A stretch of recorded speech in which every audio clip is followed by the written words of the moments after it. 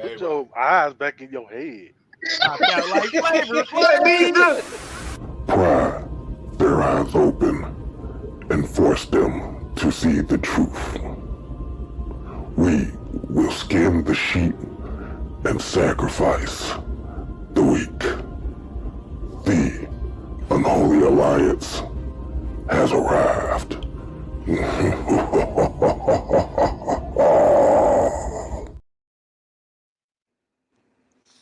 What's happening? What's happening? What's happening? Man, OG Truth with a 2, Hurts with a Z. Got my man, the main event on here with us, and we waiting on LT to get here. We're gonna talk about this recent this recent cut down that the WWE did over the last week.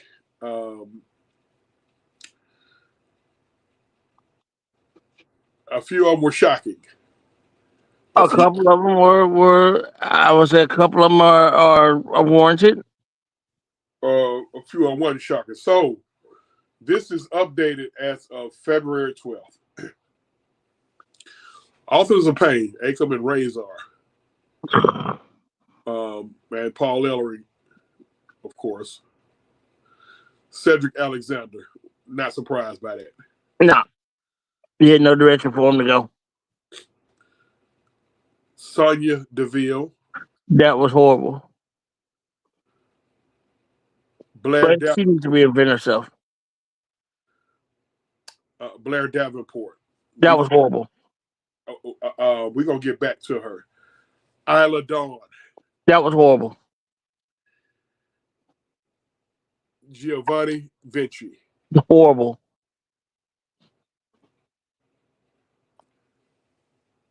The Good Brothers. Absolutely stupid. And Electra Lopez.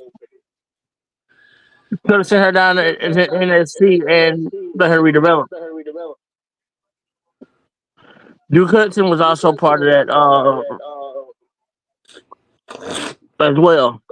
And I think what Booker T said was exactly right about him. 6 years you hadn't developed your character and you hadn't improved yourself. It's time for you to go and reinvent yourself and then come back. Okay. I mean, you got some people that got to do that. Okay, let's start back at the top. Authors of Pain. That was a fucked up. That's so fucked up. Why would you bring them back for a third time and you release them 6 months after bringing them back?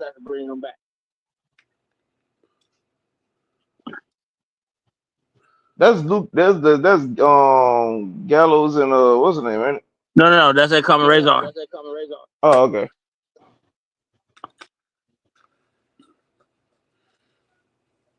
I mean, I didn't understand it. That was said, so I mean, I thought they had something working. But when you're not putting in the wire at 6 right now, and you understand that a couple of them are injured, then a couple of them are in medical school. Well, one of them in medical school, and she's only doing part-time work. Who in medical school? Nikki Cross. Oh, damn. Well, shout out to Nikki Cross. Okay. And so, of course, Paul, them, there's no room for Paul. Right. Cedric Alexander, none of us are surprised by that. I think we all saw that coming. Well, he ain't been on right? I ain't seen him on nobody TV in like 2 years. I know he going to AEW.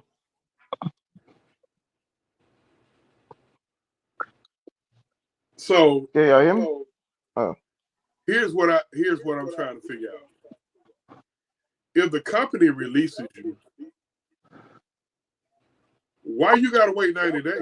There's no when they release you, there is no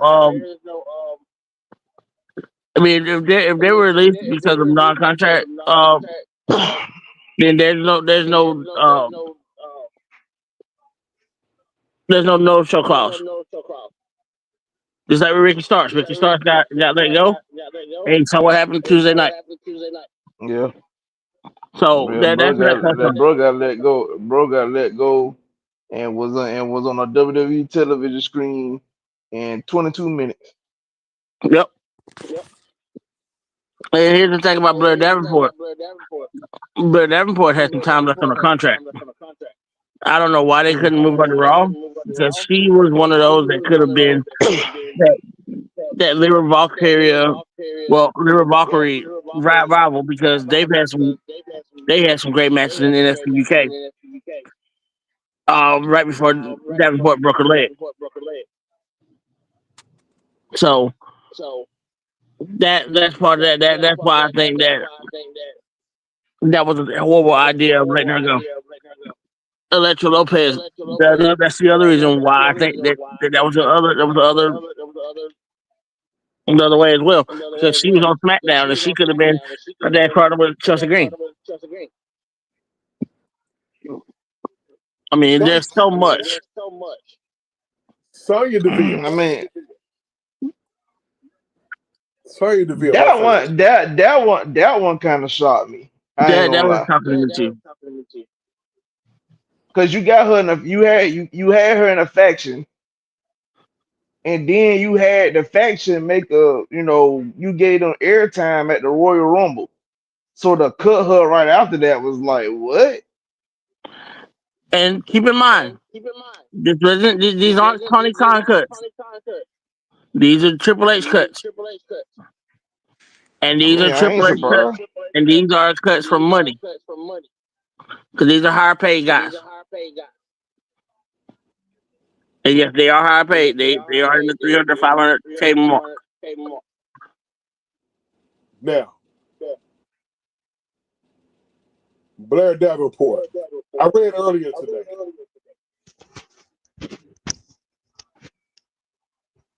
That Will Ospreay may have played a part in her being set.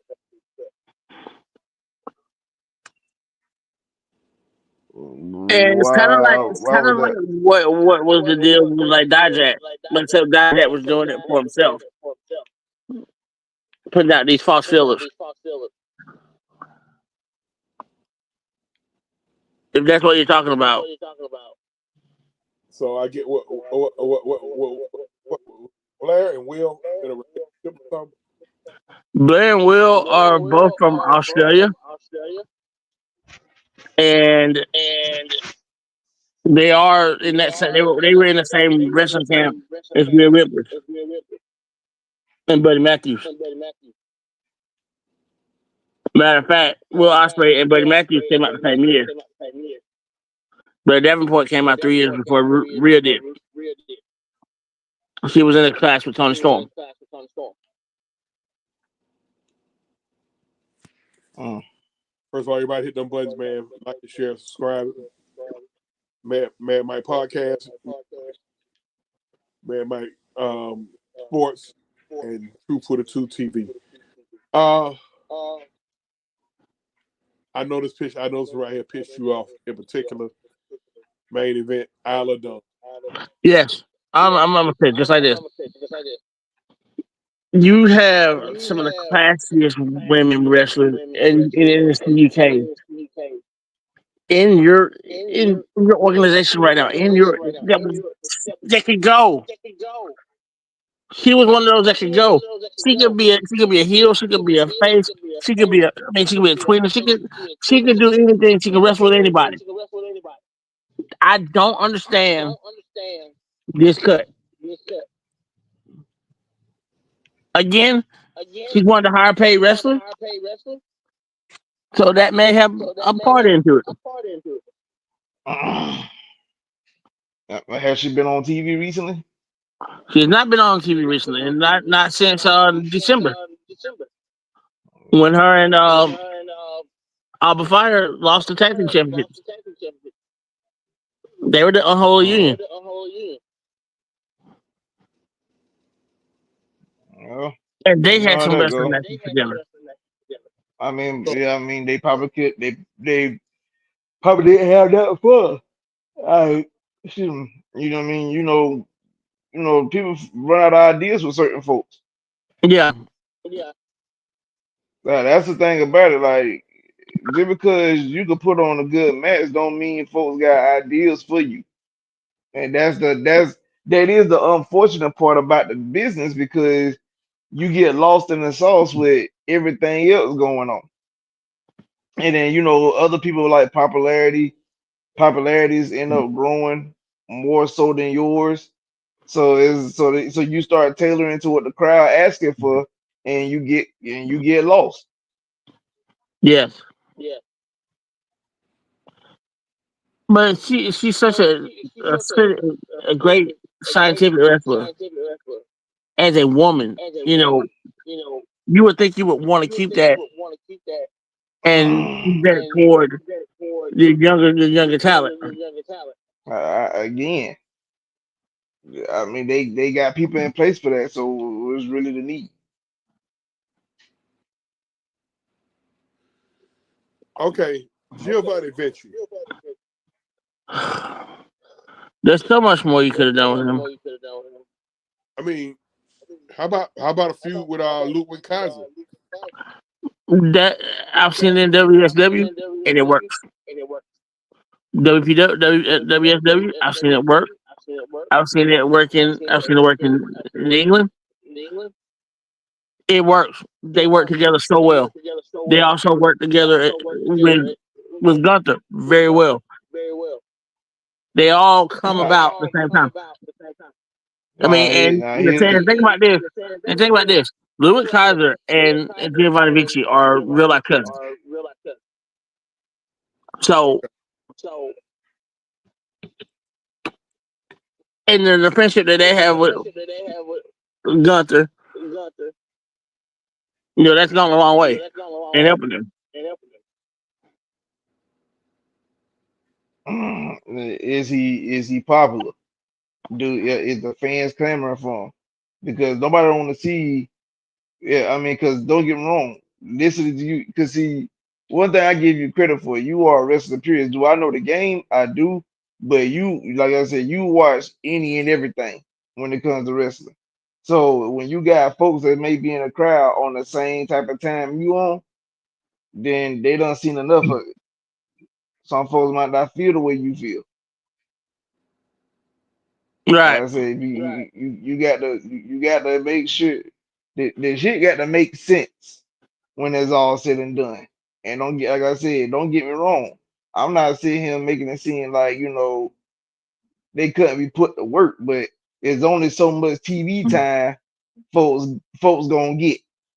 Okay, here's the thing. And here's a prime example that what you're talking about, and I agree 100% with you on this. Tyler Bates. Tyler Bates is a two-way wrestler. He's also an instructor in Orlando. So if he's not on TV, he's behind the scenes somewhere. He's actually producing as well. He's producing some of the women's matches. So it's not like he's just a stale body out there. He's helping everybody and everything. And that was the thing with Giovanni Vinci. He was on that same similar kind of contract, but he wanted to be more of a full time wrestler than to be a trainer. And that's Exactly. what he got. All right, the Good Brothers. Awful. Just straight up awful. You have a tag team divisions on both shows that's hot. You could have worked them in somewhere, some way. Because I've seen them wrestle the Motor City Machine Guns before, and they put on 5-star performances. I've seen them wrestle um the Usos, and they put on 5-star shows. So they're there. They could have you could have put them either way. But when you have the personal issues that the Machine Gun is going through with the divorce and his wife's visa, that No, because she is Japanese. That's got a lot to do with it. And not only that, they're $1 million wrestlers per year a piece. All right. I mean, also you got. I mean, they really ain't been on television like that either. So again, like they get lost in the sauce. Yeah, you know them by name and know them from their past work, but when you talking about presently, are folks asking for them? From my understanding, no. No, because they both really. Here's the thing: Luke Gallows, he wants to wrestle. He doesn't want to leave Carl Anderson behind. But with Carl Anderson having all his legal issues going on, where he got caught, he got caught cheating on his wife, and then his wife with the visa issues. I mean, they may just go back to New Japan altogether in any rate. So it's just like you said, they got lost in the sauce. All right. I'm gonna turn it over to y'all. I'm gonna go to the back. Let's go over the weekly recap. We've got one of our Royal Rumble winners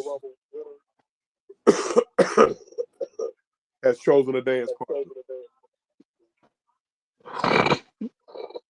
And you have another runner that's being demanded to be a dance partner with a current champion.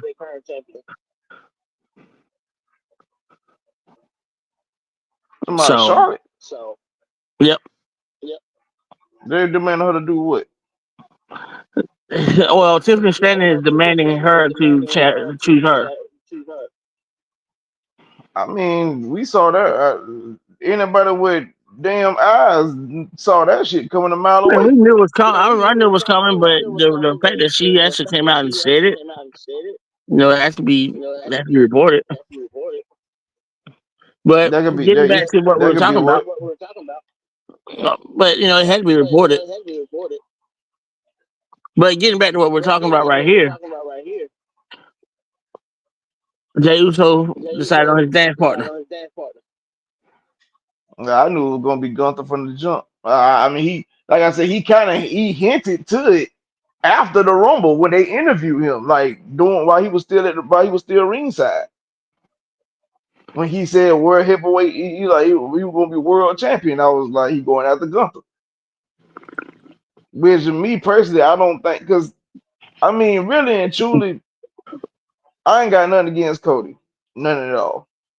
But this is one of the reasons why folks was like, they weren't sure about Roman dropping the title, because now since Cody done had it, like after the first couple months, like nobody cares. Like he done had the title for a year, and it's like, he's champion. But what does that do for me? Really nothing. I mean, I'll be honest with you. I mean, I looked at that the same way. I don't really. I like the fact that he's champion. I like what he's doing as champion. But is it too much? Or is it too little? I mean, is it in between? Is it good? Is it bad? Here's my thought. Here's my thoughts. Here's the thoughts on that. The reason why it is going the way it's going is because, like, and I remember me and Mike said this. Where Roman's run those last 4 years, it made the titles that prestige. Especially when you made him dual champion for a whole 2 years now? 2 years on that run? Yeah, you made him a dual champion for 2 years. Like it was too prestige. And that's what we were trying to tell folks, when everybody was like, well, Cody deserved to finish his story. I don't knock him being champion. I want to see him as champion. I just didn't want to see him as that champion. Now, folks be like, But that's crazy how y'all wouldn't want him to see a champion. Well, you had to understand, bro. Like, because basically that title got turned into one. You gave Raw the World Heavyweight Championship. It's basically the 2000s all over again. When you had the WWE title on SmackDown and the World Heavyweight Championship on Raw, and every now and then they'll throw a curveball and put the World Heavyweight Championship on SmackDown, and you had the WWE Championship on Raw. I was like, but with Cody, no one cares. Like I said, Roman made that title that prestige. Like I said, he don't need the belt, but now that because we had to tell folks, once Roman loses it, then what? And nobody could ever give us an answer. See, and that was my thing. That was my thing as well, because I don't like exactly what you just said. Is where my thought went to, is like who would be next, who would transition to it. Man, because I always thought that if you're gonna transition the title, I would rather him transition that title to Damian Priest, and then go forward from there, or someone like that. But you wanted something, you wanted to complete a freaking story that didn't really make any sense when you started it to now. Come on now. And then now the crazy part about it is, like, when you look at it, how they try to go about WrestleMania, you got for the rumors that we're getting, you're getting Seth, Cody, Seth, CM Punk, and Roman in the triple threat at Mania. So it's like, well, who the fuck gonna take on Cody at Mania? But we'll find out in Elimination Chamber, which that's gonna be very interesting on who's taking him on and after Elimination Chamber. And here's the other sticker on the wall, so to speak. You think about what John Cena said. Like, he's gonna win the Elimination Chamber.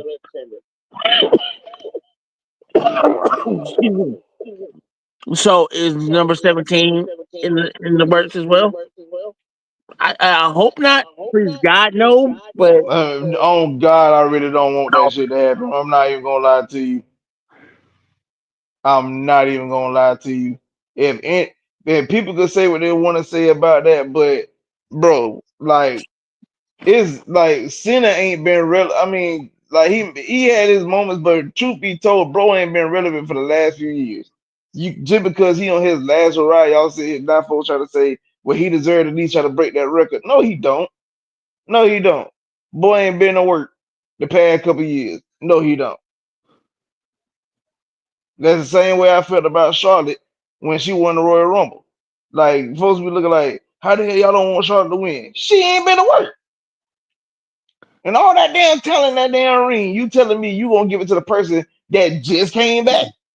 So here's my thing. The only one that should have 17 or should have been even close to 17 is the person who's at 16 right now, which is Ric Flair. John Cena shouldn't be at 12. We all know this.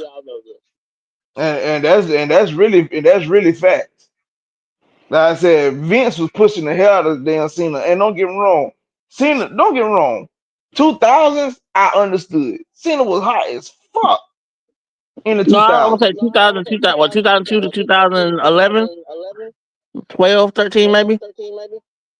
I wouldn't even say 13, because like I ain't like the fact that they had him drop the title to them. They had The Rock drop the title to his ass. Do I understand it? Yeah, because he was hurt. Because he got injured within the first 5 to 10 minutes of the match. But like, I just didn't like you set up a whole redemption arc for Cena to be champion again, and that shit sucked. Like, when he won that Royal Rumble, yeah, it was horrible. Like, it was just, oh my God, it was horrible. And if anything, I would have rather, if I was gonna see The Rock lose that title at Mania, I'd rather see him lose it back to CM Punk. Okay, I got a question for you. I got a What's question up? for the both of y'all now. Who had the worst championship run from 2004?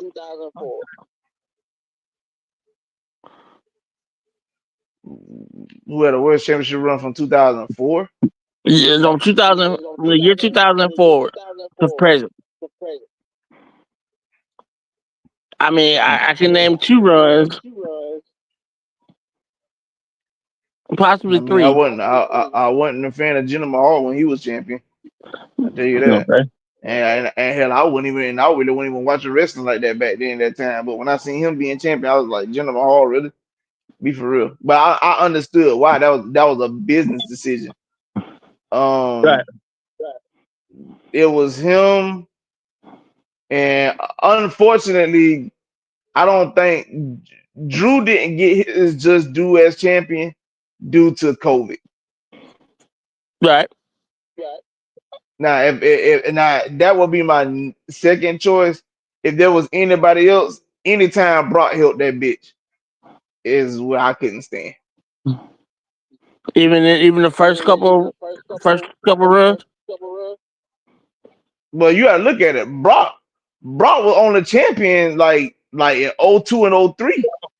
Cause remember, like after that WrestleMania between him and damn Goldberg, Brock pretty much dipped. Right. But what I'm So he saying ain't is, cut. even with the Perk Angles title match in that time frame. But you said 04 and better. That happened in 03. I said 2000. I said 2000 to present. Oh, I mean, well, I said after when I say that, I mean after when he came back to wrestling. I ain't say prior. Oh, okay. Gotcha. I'm talking about when he came back to wrestle is where I had a problem with him being Oh, champion. yeah. When you just put the belt on him, just be putting the belt on him. Yeah, that's basically what you were doing. I mean, think about it. You gave the man the royal. You allowed this man to basically not do shit all night just for in the middle of the match. You hear his music, he come run down to the ring, suplex everybody, grab the damn Money in the Bank contract. Now he got a title opportunity. That's horse shit. Yes.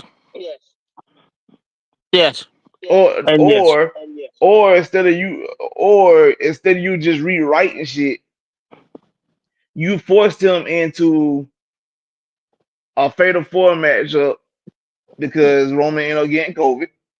So you forced him in a matchup with Big E and had Big E drop the title. And E will maybe champion what 2 months? Yep. Like that Or was that bullshit bullshit. that he did with Kofi. Yeah, I could agree to that too. And even though I understand, like it's the whole, it tailors to the real part of him being a heel on social media.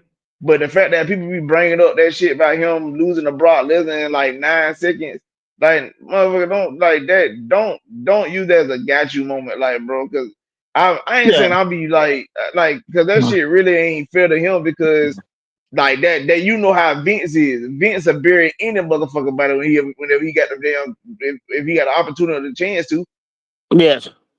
on some horse shit. Cause like I said, there's not one time I felt like damn Kofi should have been. I mean, damn Brock should have really been champion like that. That man would put the belt on him just to put the belt on him. And like think about it, Kofi had done been champion for like 4-5 months by the Yep. time they matched up. And the only reason why you did what you did is because you just had signed a deal with you signed a TV deal. I think you put SmackDown. I forgot what channel SmackDown was on, but you had just signed the TV. On CW at that point. Right. Okay, they was on CW. So and instead of you just like trying to let Kofi, hone the reins to it, you threw Bull under the bus. Now you ain't even let the man have a match. You let the man completely get squashed. Exactly. Kofi come out the ring, get caught in the F5 over with. Like that's so disrespectful. It was 3 moves. That is The spear. it wasn't no it wasn't. Not in that match, not with Brock and Kofi. It was legit. The bell run, Kofi came out to do like a little jump attack, and Yeah. Brock caught him, L5 him, pinned him, and it was over with. Oh shit! I thought you spit it in F5. Mm-mm. Cause I Well, knew you he know, went in the air. no, Brock ain't even got a spear in his repertoire. Well, I mean, I'm just thinking like it was. I know something was in the air. I know he caught him. One move and then F5 and then that was it. It was like 2 moves and then that Right. was it. It wasn't even 2. It was legit 1. He caught Kofi. Kofi jumped in the air. He got caught. He got L5. He got caught in mid on his shoulder. So as soon as he caught him, he stood him back up, L5'd him, pinned him. Is over with. That's legit how the match went. Southside, what's going on? What's going on, Southside? So I'm gonna throw one in that y'all might not like what I say about it, but I think the worst champion was at that time from then till now was Jericho when he was the first unified champion. It I mean was. because the reason why I say it was bad was because you already knew that the writing was on the wall because once Triple H got healthy, you were going to transition that belt right to Triple H, and that's exactly what happened. And Well, he had Jericho in that beachy little mood that he was in.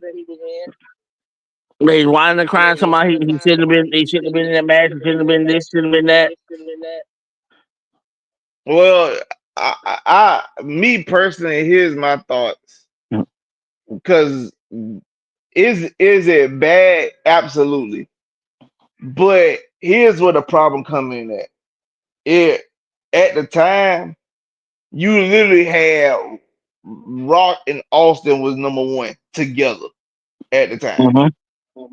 And even though both had the belts, because I remember like Rock did a whole segment about that. Basically was saying like if you got Stone Cold being the WWE champion and you got The Rock being world champion, why would it not just be a title match between us two and for the unified belts instead of you adding Kurt Angle and Jericho in the mix? But like I said, I listen, at that time, Rock and Austin ego was on fucking 10. Yep. And you can't and listen, and to have one who the fuck would take that hit? Who the fuck would take that hit? And don't get me wrong, I've seen this nigga Rock put over many people. Yeah. But who was fit to take that lick in order for them to be the first unified champions? Listen, you knew Austin wasn't gonna do it because hell, he had just came back from being being injured, and after I think he came back in 2000, like October 2000. He came out October 2000. Right 3-4 months later. 3-4 months later, he's a 3-time Royal Rumble winner. So that lets you and then he won a title in his home state of Texas. So that lets you know what type of shit Austin was on. But you gotta also understand, Rock had. I mean, only reason why I feel like Rock probably took that beat. He only took that loss really for real because he was gonna go film the Scorpion King. So he was just like, fuck it. I mean, I don't give a shit. Like, I'm gonna go make some money real quick.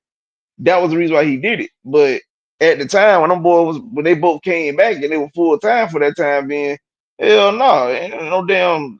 Listen, I just don't see neither one of them dropping that title. So it would best bet for somebody else to take the belt. Now I remember seeing Kurt Angle talk about him like his first couple of years in WWE. because he was like I seen the podcast he was on. He basically was like he didn't think he was like suited for it because he said he didn't know the body language, the this that like every match he said every match he did with like the first year or two, everybody had to do call outs for him. But then once he learned the game, that's when he started doing call outs. So at that time, Kurt would have been the best fit for it, but he already been champion. Hell, Bull was in the damn WWE for maybe less than a year and was already world champion. Right.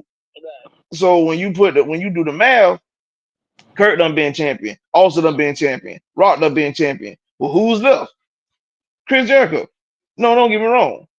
Does it not? I mean, like I said, at the time, would you would have seen him do it? No, but you can't deny the man had charisma. He had damn good mic skills. Because I mean, you love the sets that him and the Rock did Yeah. together. Because it was always entertainment between the segment they did with each other where they mocked each other catchphrases. Yep. You had the segment they did in the ring when Chris Jericho was antagonizing stuff, and then The Rock came out antagonizing stuff because they had a match against each other. Yep. If I'm not mistaken, the pay-per-view was at Vengeance. And no, not Vengeance. It was at it wasn't it wasn't Vengeance because the unified title match came at Vengeance. That pay-per-view, No Mercy. No Mercy was their matchup.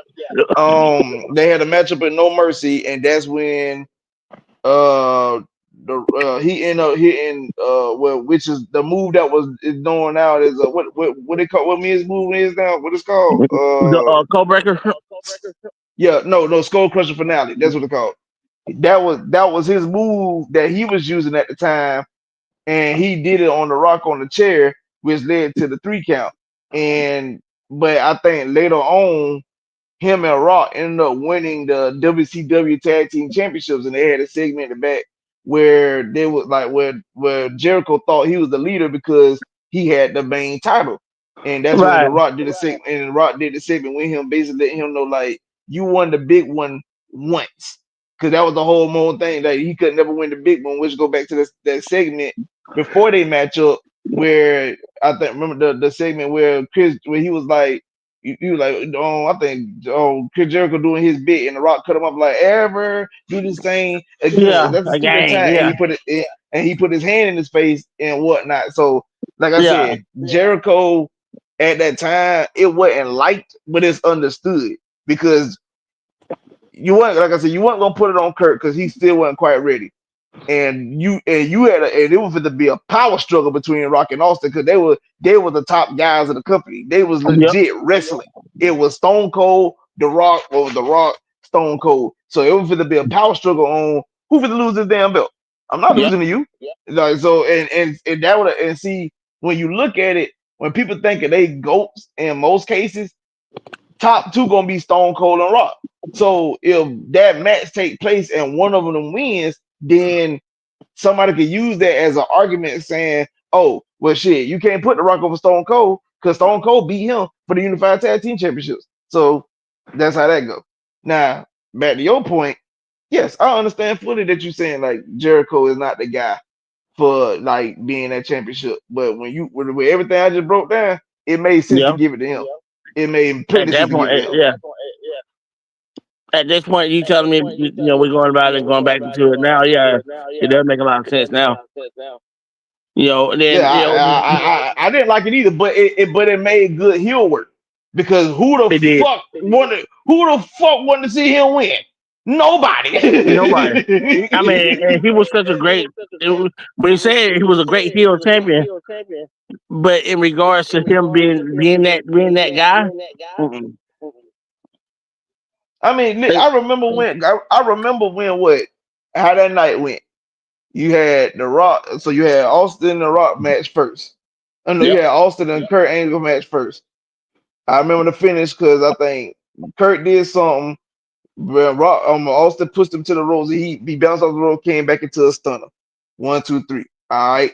The next match was The Rock and Chris Jericho. I ain't gonna lie. I knew the writing was on the wall for The Rock in that match because usually the champion come out second. Rock came out first in that matchup. He came out first in that matchup, and then Jericho came out, and then during that match, because quote unquote, this is around the time when they unified WCW and WWF, and that's when Ric Flair was the custodian at that time Right. and whatnot. So he was supposed to be like Vince's partner. So Right. Vince couldn't afford Austin or Rock to be champion because he wasn't fucking with neither one of them. So he went out there and it cost Rock the title, which led to a low blow. It led to a low blow by Chris Jericho, and he rock bottomed the Rock and pinned the Rock after beating him with his own finishing move. So then once Jericho was holding the title, the gas broke, and you can see like the old shit look on his face while Austin was limping to the ring. So he gets in the ring to do his thing. Kurt come in and attacks him. So while Kurt attacks him, Chris Jericho stood up flexing. The Rock slid back in the ring, Rock bottomed him, and then he looked at Kurt Angle and chased Kurt Angle back out the arena. And then they match started. And then as they were fighting, doing their thing, next thing you know, you seen Vince try to fuck it up. He got knocked out. And then that's when Booker T made his appearance and hit her on Stone Cold over the head with the belt, which led to Chris Jericho getting the 1, 2, 3. That's how that whole night planned out. And we was like, and everybody was like, I know when my family, we were watching it live, we was like, are you fucking serious? Of all people, Chris Jericho won this bit. Because he was literally the last person on everybody's mind going to win that motherfucker. Nobody saw Chris Jericho winning it. And then he won it. So, again, was his title run possibly the worst? Possibly. It's a strong possibility. You can make an argument for it, but overall, like I said, business decision. It made sense for him to be it made sense for him to be champion at that time. And Triple H sucked as a heel. I mean, he sucked as a face right there too. I ain't gonna lie. When I look at Triple H runs as a face champion, oh my god, that shit was ass. Ugh. Yeah, he was better off being heel. Cause him as a face champion just wasn't working.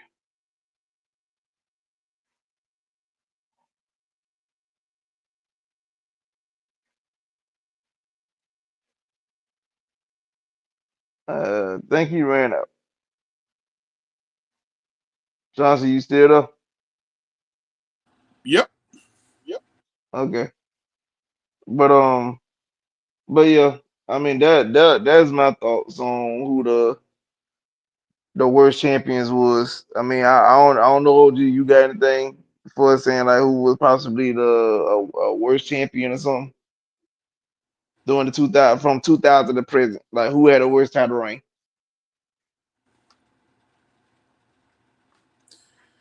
Like I said, I can't even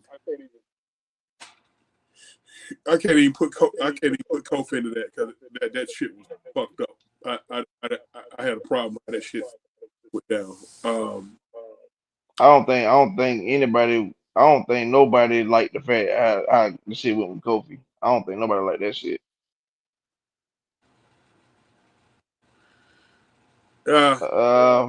I will say this. Oh, go ahead. Jinder Mahal. Yeah, I mentioned him.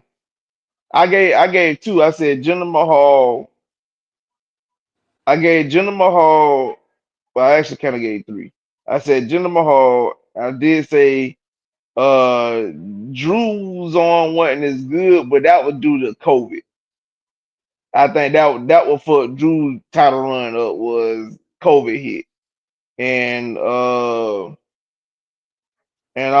also said anytime Brock had the title once he came back to wrestling, I did not like him having the belt. Cause a lot of times they were just throwing that bitch on him just cause he wasn't earning it. I got one for you.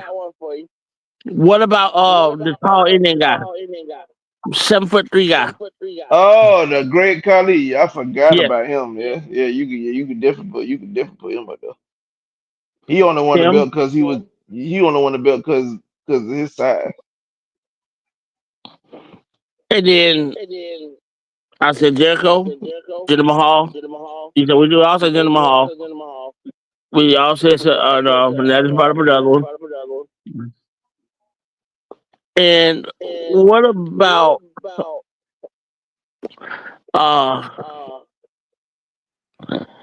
What up, Dave Bear? What up, Dave Bear? there was one that I just thought that was just awful. Oh, the Vince McMahon title run. That Somebody with that 2-day title run. ECW belt.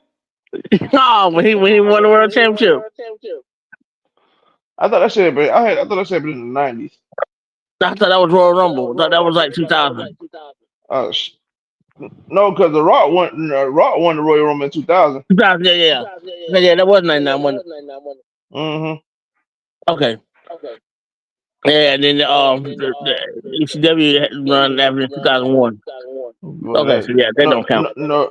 The ECW joint was like in 2006, 2007. I'll never Okay, forget yeah, the that. last run. I'll never forget that because he had just lost that damn match between motherfucker. That's some storytelling for your ass. That's some storytelling for your ass. What's that? Because remember he did a Battle of the Billionaires match at WrestleMania? Yes. With him and Trump. Yeah. And he had the head shake. Yep. Fast forward, Trump president and Linda the damn Secretary of Education. Boy, ain't that a bitch?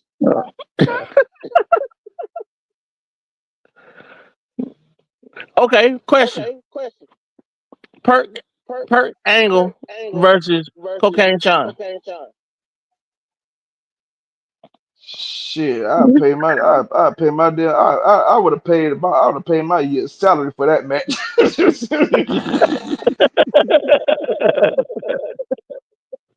I'd have paid a year's salary for that match. Listen, you would have gave me Perk Angle versus Cocaine. Listen, Perk Angle versus God Fearing Sean was damn good. You gave me Perk Angle versus Cocaine Sean. Oh my God.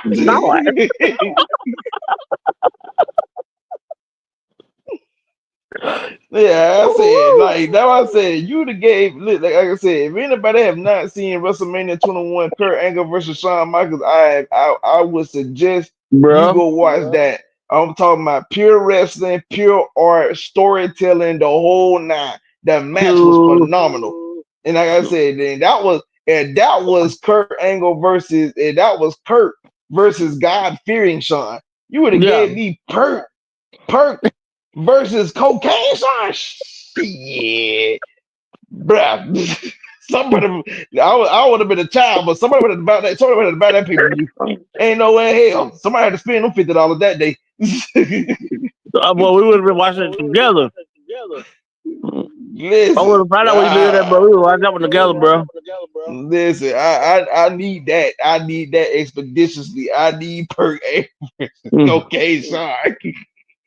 God damn! I mean, cause I knew we had never seen it. I knew we've seen Kurt Angle versus Sean, but we've never seen Cocaine Sean versus Kurt Angle. But like I said, God Fearing Sean wasn't bad. He wasn't fat. Like it was one. Listen, it was the best match on the card that night.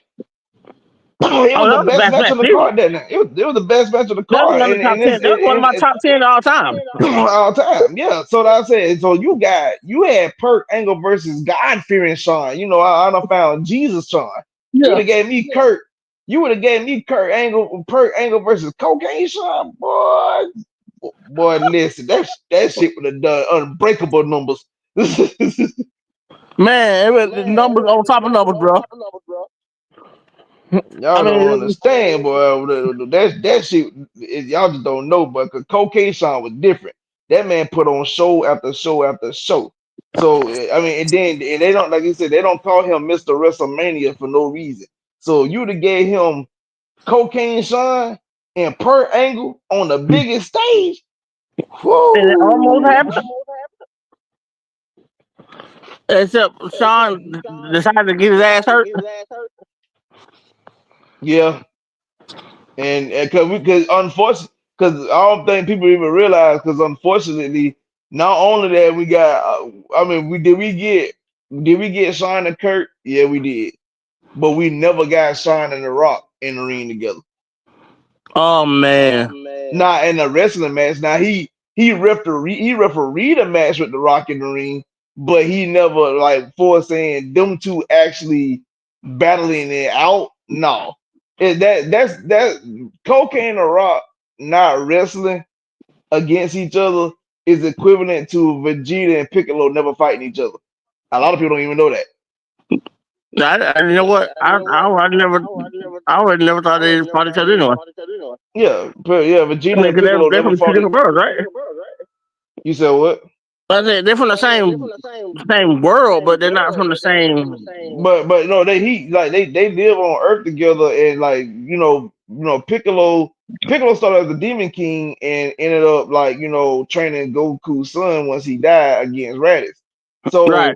when Piccolo died protecting Gohan when Vegeta and Nappa first showed up, but they never actually had a spark. They never actually fought each other the whole time in the Dragon Ball history. And a lot of people be like, wait a minute, you telling me that Piccolo and Vegeta? No, they have never fought each other. They ain't even sparred against each other at all. Boy, you talking about something that's there though. Yeah, that's how I feel about Kurt and about Sean and The Rock. Like I said, they done had segments together. They done did like in-ring work together, but they have never actually had a match with each other, and that kind of sucks. Because they were in the same generation, almost. Well, you are at the same time, Rock and also like Sean had a problem with The Rock as well. But I remember OG even brought this up about about Vince. Basically, even though like Sean was hurt, but he also was like on him and like Vince was on his shit list. But he basically paid Sean. He basically paid Sean down there $1 million a year to sit to the fucking house instead of go to the WCW and helping their talent. Because that was gonna happen. Oh, listen, the worst thing Vince could have had happen was damn Sean going to WCW. He wouldn't have been able to handle that problem. Like Sean, because how you talk about Chris Jericho, Sean to put Jericho over. He'd have had Chris Benoit looking strong. Listen, him and Dean Malenko would have made magic. Oh my God. Him and Dean Malenko would have made magic. Him and Perry Saturn would have made magic. Does anybody realize how good technically Shawn Michaels was? For real? I don't think people understand. People look at all the antics, the Montreal school job, DX doing DX shit, like the whole, news report joint that they did. They look at the part the segment he did with The Rock when The Rock was taking Macho Man and Bret Hart them catchphrases and shit. Like they remember that they remember all the bullshit, but they don't really realize like how good of a wrestler Sean really was. Like Sean was really what I said. They didn't call that man Mr. WrestleMania for no reason. He really was that. He was not a spot monkey either. Hell no. He knew how to put on a wrestling match as well as give you a great spot as well. That's what made Sean different. Matter of fact, use the Kurt Angle match as a prime example. Yes. You put on a damn good match, and then you had the spot where he had Kurt, like Kurt had him look like he about to do like a superplex off the top rope, and he pushed Kurt off. Okay, bet. But then while he was trying to set up and do the elbow drop, Kurt jumps up and do the angle slam off the top rope. That's in the rhythm and the flow of the match. It ain't no spot. It was in rhythm and flow of the match, and that what made the spot good. And a lot of people, like they like to credit Razor Ramon and Shawn Michaels as in being the first ever ladder match in WWE history. We'll take y'all back to something. Take y'all back to something. I'm gonna take y'all back to the end of the territory, 1992. Mm-hmm. Take you back to wrestling. Actually, I'm gonna take you back to It was before Raw. It was before Tuesday Night Titans. It was called I cannot think of the name of the show now. It came on USA. It was a Monday Night Wrestling show. The second time that Bret Hart held the Intercontinental Championship, and Shawn had just went single. They had the very first ladder match, and in that ladder match, Bret Hart won that match, and it was a 30-minute match, and it was so scientifically done. And then you had so many good spots in that match. I mean, you thought the match between Ramon Razor and Shawn was good. You go back and look at that match between Shawn and Bret at that point in time, and this is early Shawn, early Bret. You know, this is right before cocaine, Shawn. Yeah, he wasn't in the prime yet. Yeah. This is when net failed, Shawn. And you had just fresh Bret Hart coming out of the tag team scenes. Mm-hmm. You go back and watch that match, man. That was a classic match.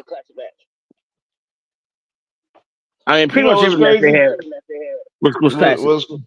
I'm gonna tell you what's crazy though, because since WWE done kind of like got TNA on their damn payroll and shit, they've been like I've been noticing like they just recently created a page on YouTube called WWE Vault, in which they bring up like all the old shit that people be forgetting, like which they got they be wanting to play their Royal Rumbles, but a couple of them they have to leave out because Chris Benoit was in it, and with all that shit. But the 2001 Royal Rumble didn't have Chris Benoit in it, so they got it on WWE Vault instead of the actual page. But what I also want to bring up, because they had the Hardy Boys on the WWE Vault page, and I thought that was dope. That had them on there because people be like I said, everybody love Jeff, no doubt, but I be telling you, I don't just love Jeff, I love them in total. Like I fuck with Matt heavy too. Like people don't understand how important Matt is into wrestling. We don't get a lot of the shit if Matt ain't there. But I do remember. I remember them always talking about this where when the Hardys had the first ever tag team ladder match between them and Edge and Christian, and it was like once they had the match and everything was finished, it was like they went to the back. Yeah. Basically, it was like shit. They got they were celebrating like, yeah, man, we put on a damn good show and this, that, and the third, and it was like shit. It was like Stone Cold walked up to him. It was like, well, goddamn, congratulations, fellas, y'all just stole the whole damn show. Like anybody go over the top y'all tonight, and I was like, that's a damn good credit coming from the guy that was pretty much the top guy in the company at the time. So to hear that from him, that definitely should have mean a lot. You know what I'm saying? Like you got this from the top guy of the company, like this, because this match took place in '99. So like I said, this is like Austin really at peak. So you got this man to tell y'all how good y'all are and whatnot. Like that's everything. So like I said, you got to give them that matches they credit, man. People be, we as people that grew up, we always hear how people like to call wrestling fake and whatnot. But I be telling folks, you got them fall off a damn 20-foot ladder and tell me it's fake. Yeah, you let somebody throw you off a 15-foot high school cage, and through a damn press table. Come on, or the Liz and or the ones that the boys like in the back. Coming through the cage and letting the damn chair hit you and you just fly out your mouth. I didn't know this. It was a match that he had. It was him, It was Kurt Angle, Chris Benoit, Brock Lesnar, or something.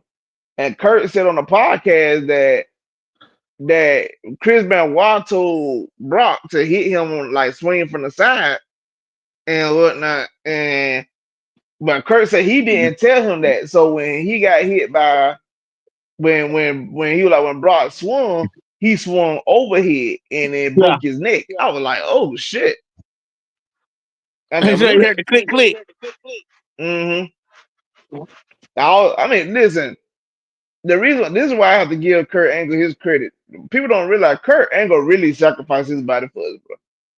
Like, even if people remember that in 2001 when he had that King of the Ring match between him and Shawn, people don't even realize, like, bro, that man broke his tailbone, like, in the middle of that match. Yeah, I don't know what the fuck. I'm not him and Shawn. I'm gonna say him and Shane. And I don't know what the fuck Shane had going on, but bro was wilding. Cause they had a spot where he supposed to do like a overhead a belly overhead suplex through the glass. The shit didn't break, and his head hit nothing but concrete, and you could hear the thud when his head hit, and that man Shane got concussed. And I think they tried to do it again. It didn't break the second time in the second glass, so Kurt just threw his ass through it, and then they did the big finish. And I remember Shane said that. They finished the match. He said they were doing the final spot to close out the match. He said, but when he did that angle slam off that top rope, Shane said the minute his body made impact on that mat, he said his whole body shut down. Like completely shut down. That's how brutal he was putting his body through that match. Mm-hmm. You know, we talk about some great matches, man. One of the greatest matches I ever saw was Terry Funk and Cactus Jack in Japan. Oof. Like, some of their matches was legendary. Then you had another match with him, Tatsumi Fukunaga, and they were in the electric chair. It's called the electric chair match. Ooh. You go back to YouTube and you watch those matches, man. I mean, those matches are on YouTube. I mean, listen, I don't put them back. I mean, because like this is what these dudes was doing to each other. Like they was legit putting their bodies on the line. Like there was no tomorrow. And then you go back and watch that match where he had the ear fall out. He had the ear. You can see where he was in a headlock, and he took him out. He got out the headlock, and his ear literally fell off his head.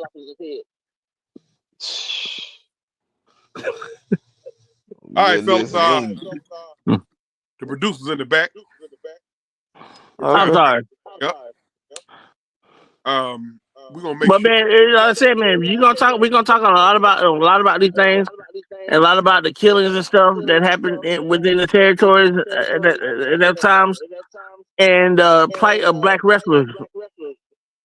So you'll see me, you'll see LT, you'll see Mr. Truth Hurts here, or Butt Hurt here. I mean, because he acts like he acts kind of booze right now. He acting kind of sick. Hey man, I had said because you gonna say it before me anyway. That's all good. We'll be back same time next week. We're gonna go through whoever Charlotte chooses, and we'll be getting ready to have our elimination chamber prediction. Mm-hmm. What fun! I mean, man, with a 2 Hurts with a Z for the main event, LT. Truth World of Wrestling, we always seek truth, old truth. Nothing but truth. Happy Valentine's Day to you ladies out there. I love y'all. Y'all be good. Y'all have fun. I hope you and your husband, boyfriends, situationships, and everything. I hope they work out for y'all. So y'all be good. Y'all be safe. Y'all be loved. Biggest trick off there to you. Biggest trick off. Okay, there we go. Love y'all, bro. I got Yep. $40. Put your eyes back